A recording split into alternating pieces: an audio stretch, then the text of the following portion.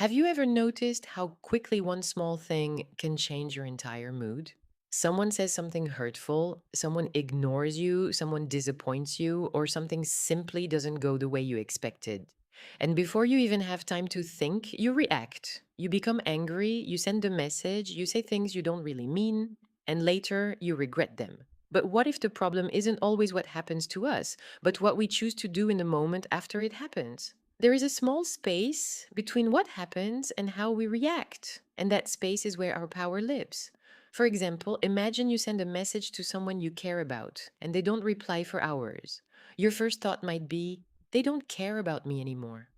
You might feel ignored, become angry, and send another message asking, why are you ignoring me? But what if you paused? What if you reminded yourself that you don't actually know why they haven't replied? Maybe they're busy, tired, dealing with something, or simply haven't seen the message. The situation hasn't changed, but your response has. And that pause can save you from creating a problem that never existed. Another example is when someone criticizes you. Your first instinct may be to defend yourself or say something hurtful back. But instead, you can pause and ask, is there something I can learn from this? Or is this simply someone else's opinion? You don't have to accept every criticism, but you also don't have to fight every opinion.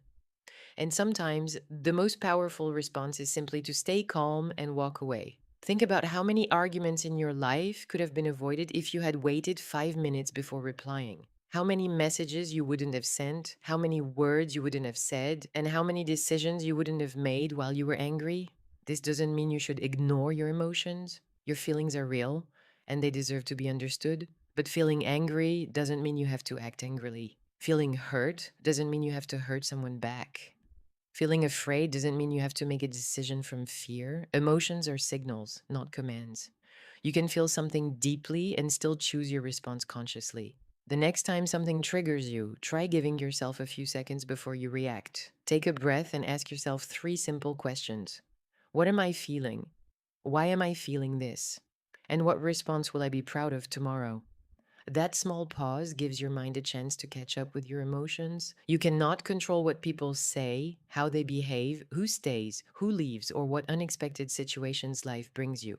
But you can control what you do with those moments. You can choose silence instead of an argument, understanding instead of assumptions, patience instead of anger, and peace instead of proving yourself right. Choosing not to react doesn't make you weak. Sometimes it means you are strong enough not to let someone else's behavior control your peace. Life will always give you reasons to react, but you don't have to react to everything. Because between what happens and how you respond, there is a space. In that space, you have a choice. And sometimes that choice can change everything.